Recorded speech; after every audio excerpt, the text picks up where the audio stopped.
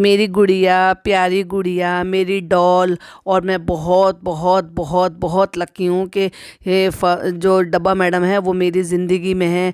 और जो है मुझे ऐसी ननद मिली है, ऐसा सब कहने वाली हमारी जो मैडम है, वो उतना प्यार, उतनी इज्जत, उतना रिस्पेक्ट जो है उसके फ़नी को क्यों नहीं देती है, जितनी रिस्पेक्ट, जितना प्यार दिखावा दिखाने के लिए अपनी इस ननद से करती है। यानी कि वो कहीं ना कुछ वो कमी है, या किसी ना किसी रीज़न की वजह से वो फ़नी को कम पसंद करती है या फिर नापसंद करती है। तो आज हम उसी टॉपिक पर बात करेंगे। Hi friends, welcome back to my channel. Channel में न्यू है तो चैनल को सब्सक्राइब कर ले और साथ ही साथ बेल आइकन प्रेस कर ले, जिससे कि मेरी आने वाली वीडियो की नोटिफिकेशन आपको पहले ही मिल जाए। तो हमने पिछले व्लॉग में बात किया था कि फ़नी ने निकाले थे कपड़े जाने के लिए। वो तो आपने सबने देखा होगा, एक टी शर्ट निकाल रखी थी और एक शर्ट निकाल रखी थी, और बहुत ही ज़्यादा एक्साइटेड था जाने के लिए कि हम जा रहे हैं भाई के शूट पर।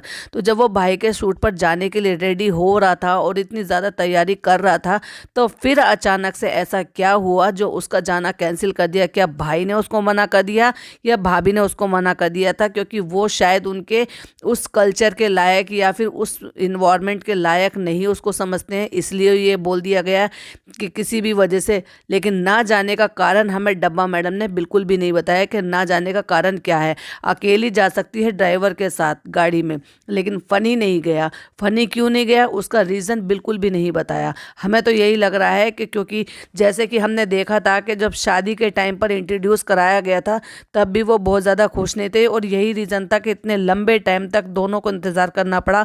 एक तरफ तो जो फ़नी के पेरेंट्स थे वो राज़ी नहीं हो रहे थे, दूसरी तरफ यहाँ भाई भाभी राज़ी नहीं थे, जो कि हमें डब्बा मैडम ने बताया भी था।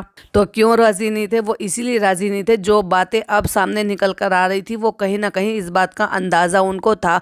वो कहीं ना कहीं अपने स्टेटस के लायक उसको नहीं समझते हैं कि जितना अचीव कर लिया था डब्बा ने इन दिनों, वो उसके स्टेटस के लायक उसको नहीं समझ रहे थे। तो शायद यही रीज़न है कहीं ना कहीं कि वो उसको इतनी तवज्जो नहीं देते। जैसे कि वो घर की इकलौती बेटी है और वो घर का इकलौता दामाद है, लेकिन उसको इतनी रिस्पेक्ट नहीं मिलती जितनी मिलनी चाहिए। अब डब्बा मैडम भी बता रही हैं कि हम जो है रेडी हो गए हैं, हालांकि सूट मैंने पहन लिया है। कितना घटिया कितना बेकार सूट, वो ऐसे चीज़ों के लिए इस पहन कर जा रही है। जिस इन्वायरमेंट में जा रही है तो कम से कम उसके इन्वायरमेंट के हिसाब के कपड़े तो उसको पहनने चाहिए ना।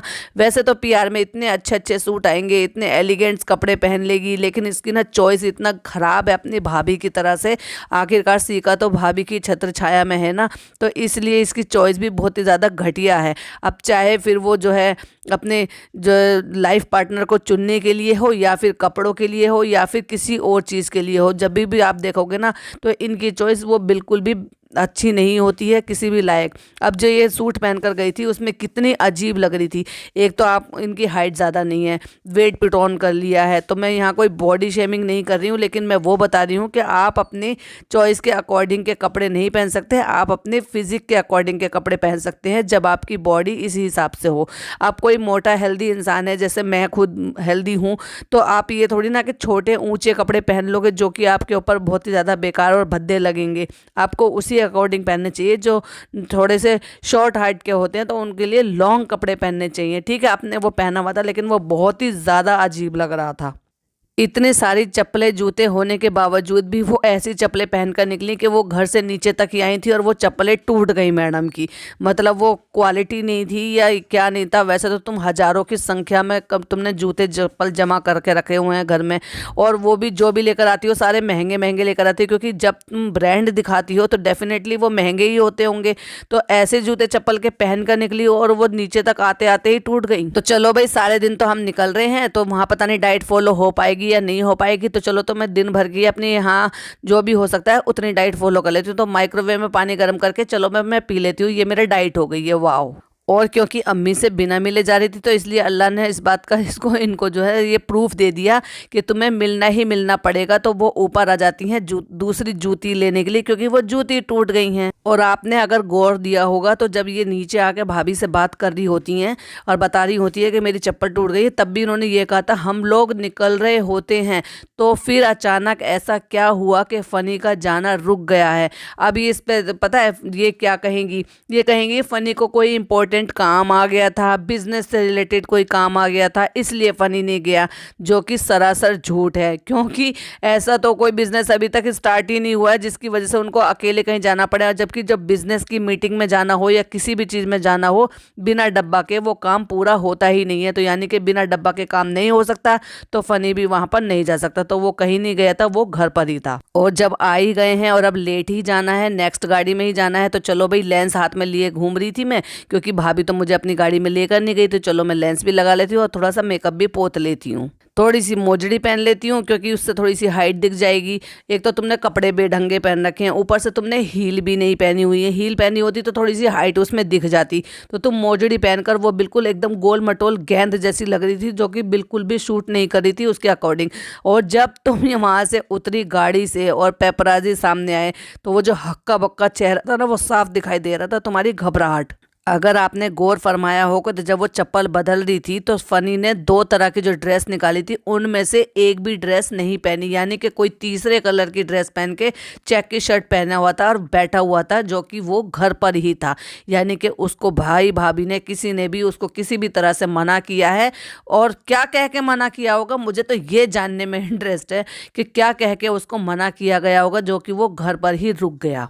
अब क्योंकि वो तो डब्बा ने शूट करा नहीं है कि जब ये सेट पर पहुंच जाती है तो वहाँ पर उसको जो है निक्कू बिक्कू जो भी है वो बाहर से रिसीव करने के लिए आया था। वो तो हमने वीडियो देख ली, जो वीडियो वायरल हो रही है, उसमें जो चेहरा हो रहा था ना, बहुत ही ज़्यादा हक्का बक्का सा, एकदम से आंखें बड़ी बड़ी तो कर ही लेती है ये छोटी छोटी सी चीज़ों में डर कर घबरा कर।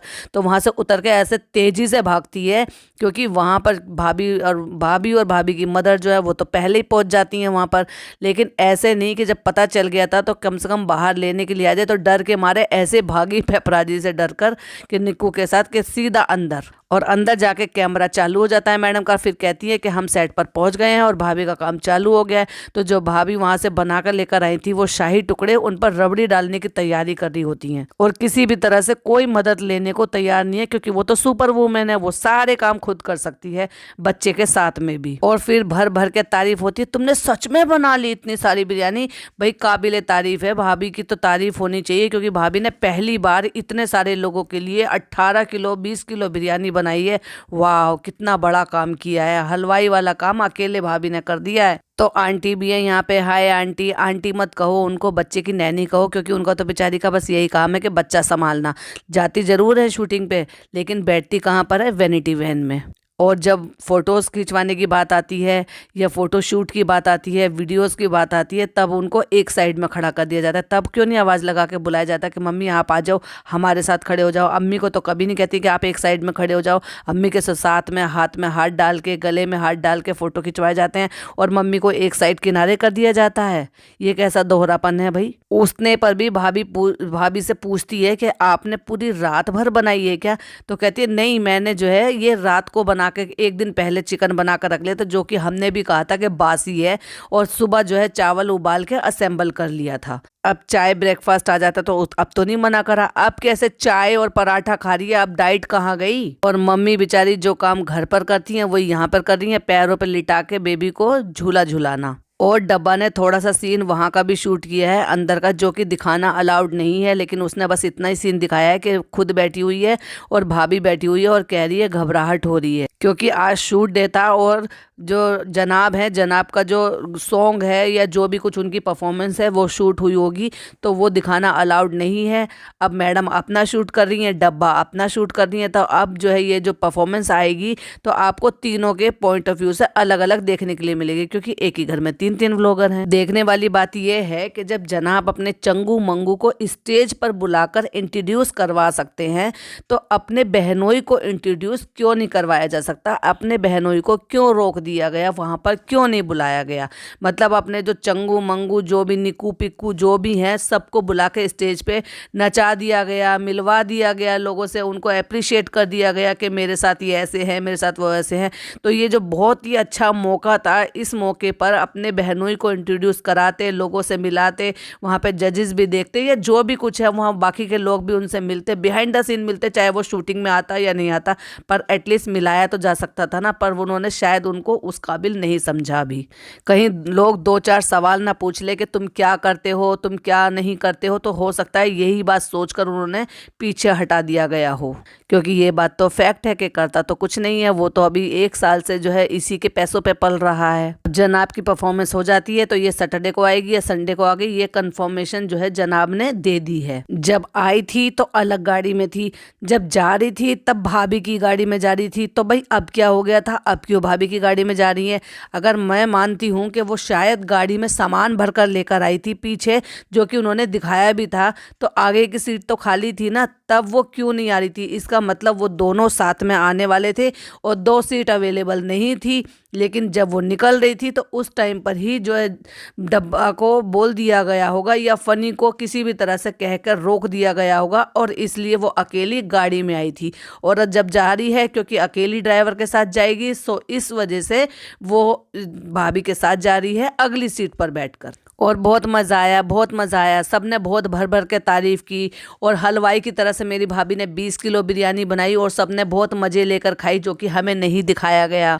फ्रेंड्स, मैंने नहीं खाई, जो भाभी की बिरयानी हिट हो गई है ना, वो मैंने बिल्कुल भी नहीं खाई। मैंने उसका एक दाना भी नहीं खाया, चाहे भले ही मैंने शूटिंग में ना दिखाया हो, लेकिन मैंने शायद बिहाइंड द कैमरा वो डेफिनेटली खाया होगा। घर आ चुकी हूँ अल्हम्दुलिल्लाह, आज का दिन बहुत अच्छा था, और मैं इस तरह के खुद ही अपने मुंह से कहती हुई नजर आई हैं कि मैं इस तरह के कपड़े पहन कर गई थी जो बिल्कुल अच्छे नहीं लग रहे थे। और आपने अगर नोटिस किया हो तो अब ये हिजाबी बनकर नहीं जाती है, ये दुपट्टा ऐसे ले लेती है। तो जितनी भी वो पेपराजी की जो वीडियोज़ वायरल हो रही है ना, उसमें इसके आधे आधे बाल दिख रहे हैं, वो देखो। और अब कमेंट करके बताओ ना, जो इनके डाई हार्ट सब्सक्राइबर है ना, क्या ये हिजाबी है, क्या ये इस तरह से हिजाब करती है, घर से बाहर जाती है तो जब तो कहती है ना गैर मर्द के सामने, बाप भाई के सामने तो आप दुपट्टा ना भी लो तो चलता है। जब दुनिया देख रही थी और पता नहीं कितने कैमरामैन थे वहाँ पर, उसमें भी ये इसी तरह से जाएगी, इस तरह से सर खोल के बाल दिखा के। और हिजाब तो सिर्फ उन्होंने जो बाल कम हो गए ना उसको ढकने का एक तरीका है, प्रॉपर हिजाबी तो ये है ही नहीं। इतनी एक्साइटमेंट है, मैं संगीता से मिली, शिव से मिली, राजीव से मिली, मतलब सबसे मिली, अंजलि से मिली,